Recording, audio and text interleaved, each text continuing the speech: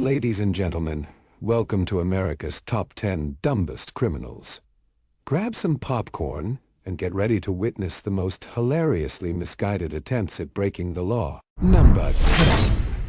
The Disguise Debacle. A man from Georgia encountered trouble with deputies after allegedly consuming hallucinogenic mushrooms. Reports indicate that on November 19th, a woman contacted law enforcement, stating that her ex-boyfriend had become erratic under the influence of mushrooms. He was reportedly assaulting passing cars while yelling and screaming. Authorities arrived at a neighborhood near Lake Oconee, where they discovered 47-year-old Jason Pinch. He was walking through the area, striking vehicles with his fists, all while donned in a yellow onesie-style pajama outfit resembling a chicken.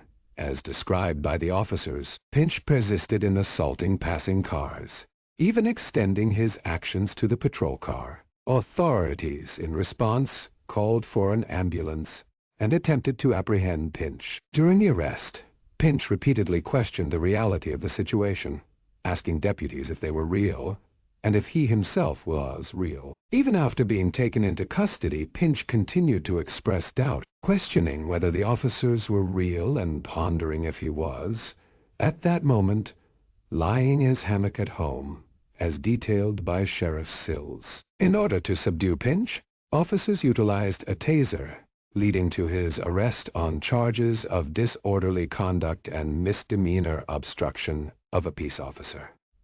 Subsequently, he has been released on bond. Sheriff Sills expressed curiosity about the choice of the chicken suit, stating, "Why the chicken suit, unfortunately? That would have been the question I asked, because nothing says inconspicuous like robbing a bank dressed as a giant poultry.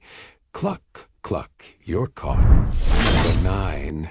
The GPS Bandit. Lopez, a 24-year-old Longmont man, is facing an extended prison term for a string of burglaries targeting numerous businesses in Lakewood. Detectives utilized a GPS ankle monitor worn by Lopez to track his criminal activities. Upon realizing that law enforcement had closely monitored his every move, Lopez confessed to the burglaries. Brandon Stewart, the manager of Johnny's New York Pizza, one of the 24 establishments targeted by Lopez, expressed little sympathy for the confessed burglar. Stewart recounted discovering the broken front door when they were victimized during the 2-month crime spree that began in January. Lopez, who wore ski goggles during the crimes to conceal his identity, was identified when a detective noticed eyeglasses beneath the goggles in surveillance footage. The use of ski goggles and the subsequent discovery of his GPS ankle monitor contributed to his identification. Detectives traced Lopez's steps to various locations, including restaurants, liquor stores, and laundromats. While Lopez admitted to several crimes, he claimed difficulty in recalling specific places and accomplices. However, he acknowledged that if his GPS monitor placed him near a crime scene, he would take responsibility. Lopez could face up to 6 years for each burglary charge. Stewart emphasized the need for a fitting punishment, stating, 20 years, 10 years, whatever. Good long time for him to sit in there and think about it. John Cayley, the owner of Johnny's NY Pizza, expressed forgiveness and stated that upon Lopez's release from jail, he would teach him how to make pizza and offer him a job. Lopez is scheduled to be sentenced on December 4th, and he refused to identify any other suspects, with no additional arrests made at this time. You know you're a dumb criminal when you literally hand the police a roadmap to your hideout. Siri, take me to jail. Number 8. The Sock Burglar. A prolific burglar, Ricky Thomas, has been sentenced to over a year in jail after inadvertently leaving behind a crucial piece of evidence at the crime scene: a sock. Thomas, age 40, had worn socks on his hands while breaking into a McCall's store in Littleport, Cambridgeshire, In April, during the burglary, he removed one of the socks from his hands and failed to retrieve it, thereby leaving behind his DNA for police identification. A month later, Thomas was captured on CCTV stealing cigarettes and alcohol from another store on the same street.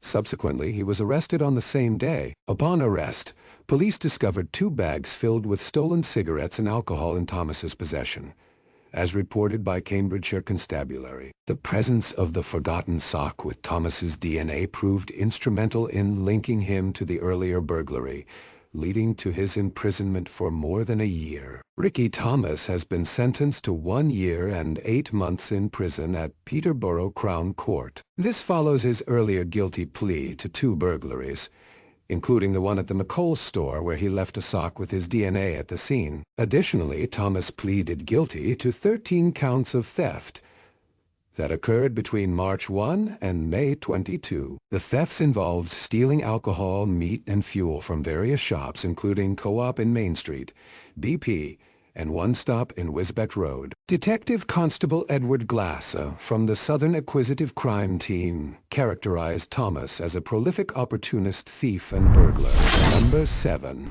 The Selfie Robber. A Brooklyn native, Jules Baller, found his way into an unusual hall of fame after posting a selfie on his Facebook page, showcasing a submachine gun he allegedly used in a Michigan bank robbery. The FBI swiftly acted upon the incriminating evidence. In the Selfie Baller, also known as King Romeo on Facebook, is seen holding a menacing assault-style weapon in one hand, while using a black smartphone in the other to capture the moment in a bathroom mirror. The photo was posted on March 5th, accompanied by a caption claiming he had bought his first house and a chopper, referring to the firearm, stating, "Life's great." Coincidentally, on the same day, according to an FBI affidavit, Baller reportedly entered a chemical bank branch in Bay City, Michigan, brandished a submachine gun, and made off with around $7,000. Authorities connected him to 2 similar crimes in Pontiac,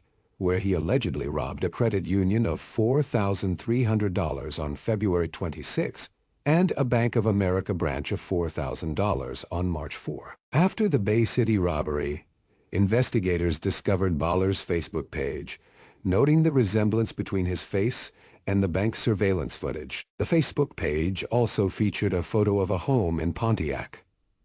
Law enforcement began surveilling the location on March 7th, and upon seeing Baller leave, they stopped and searched his vehicle, finding the machine gun in a duffel bag.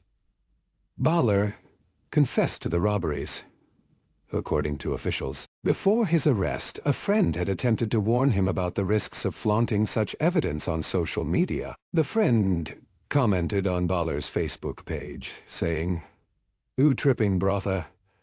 I wouldn't show that shit off like that. Cops be watching this shit, brother." Number 6. The Sleepy Thief. A burglar's ill-fated heist came to an end when he fell asleep in the middle of the crime, leading to his discovery by the homeowner. As reported by Lady Lake Police, Dominique Pinkard, 24, was found asleep on the couch by the homeowner early Sunday morning. The woman informed the police that her back door had been kicked in, and various items, including clothing, jewelry, and electronic devices, were stolen. Upon waking Pinkard, the police discovered stolen jewelry in his wallet. Despite Pinkard claiming the jewelry belonged to his girlfriend, the homeowner identified it as her own, estimating its value at $500. During questioning, Pinkard admitted to entering the house without permission, stealing the jewelry, and eventually falling asleep. However, the saga did not end with Pinkard alone. An investigation led the police to Julian Evangelist, 20, who was found to have worked with Pinkard. Evangelist was also arrested on burglary charges. After locating Evangelist, the police were able to recover the stolen items. Both Pinkard and Evangelist are currently held at Lake County Jail, with Pinkard's bond set at $17,500 and Evangelist's at $17,000. It's not immediately known if they have legal representation. Number 5. Party Crasher. A group of Montana-based sheriff's deputies gained viral attention on TikTok after sharing a bizarre encounter during their stay in an Airbnb in Milwaukee, Wisconsin. The video, reposted on the Flathead County Sheriff's Office Facebook page, features deputies Pezzola, Vander Ark, and Grant recounting the incident. Deputy Charles Pezzola explained that they were in Milwaukee for emergency vehicle operations training and had rented an Airbnb. The video humorously details how a seemingly intoxicated man stumbled into their Airbnb, unaware that it was occupied by law enforcement officers. The TikTok video quickly gained traction, amassing over 1 million views as of Monday, showcasing the unexpected twist in their trip. According to reports, Pezzola initially thought the noise he heard in the early morning was one of the deputies using the bathroom. However, upon realizing that one of the doors was open, the deputies discovered a 19-year-old man asleep in one of the beds. Subsequently, they contacted the Milwaukee police to handle the situation. In a follow-up TikTok video, Pezzola mentioned that the deputies opted not to press charges, and the 19-year-old did not end up going to jail. The incident added a humorous twist to their training trip, making it an unexpected and widely shared story on social media. Number 4. The disoriented driver. In a peculiar incident on the morning of July 10th, a driver found themselves in a thorny situation but remarkably unhurt after colliding with a saguaro cactus. The collision occurred near North 1st Avenue and East Agave Drive around 9:30 GMT, resulting in a large saguaro piercing through the car's windshield. The Northwest Fire District reported that, fortunately, nobody sustained injuries in the unusual accident, despite the car coming to rest with the cactus protruding through the windshield, narrowly missing the driver. Although the driver appeared disoriented and had minor injuries, they were remarkably unharmed by the cactus intrusion. The Pima County Sheriff's Department is investigating the wreck.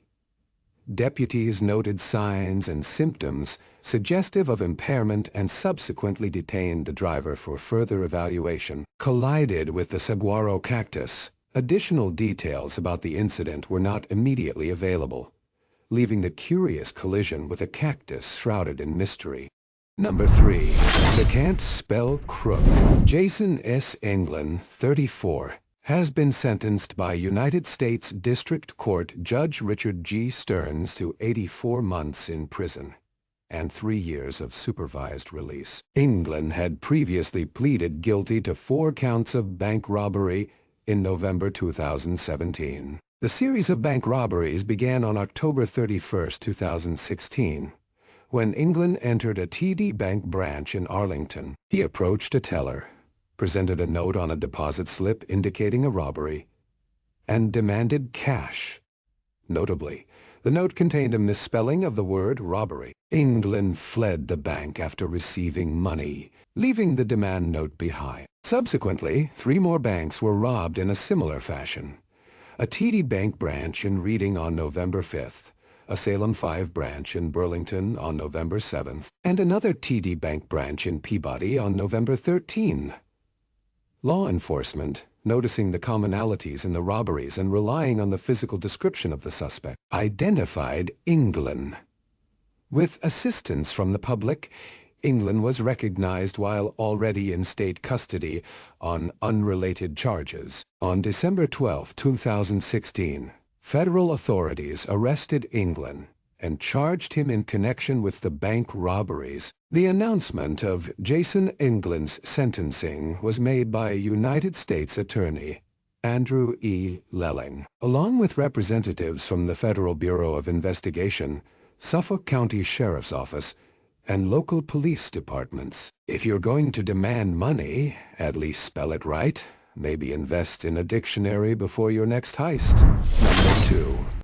dumbest shoplifter ever. In a case that underscores the perils of social media, Danielle Saxton, 27, allegedly stole items from a Southern Illinois boutique and unknowingly incriminated herself by posting selfies on Facebook wearing the stolen merchandise. Saxton's social media blunder included a distinct leopard dress, which the store co-owner, Kurt Williams, recognized when he saw the incriminating photos. Saxton had taken photos of herself wearing the stolen dress, along with other items such as shirts and jewelry, and posted them on Facebook. Williams, who works at Morty's boutique in West Frankfort, spotted Saxton leaving the store with the stolen clothes. When confronted, Saxton claimed there was nobody in the store and she could just take the items. Williams checked the security footage and promptly shared the incident on Facebook, seeking the public's help in identifying the thief. Saxton's photos quickly circulated on social media,